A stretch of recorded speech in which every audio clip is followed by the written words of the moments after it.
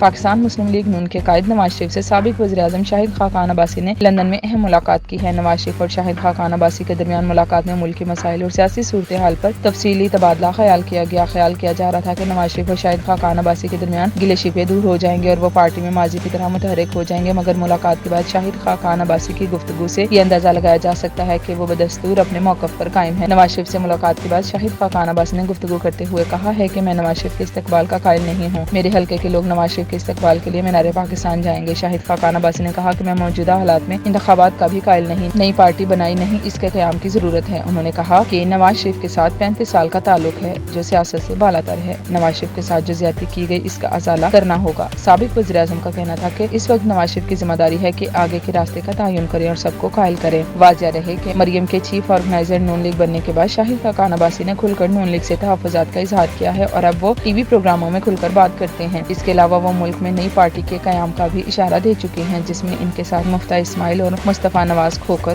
ہوں گے۔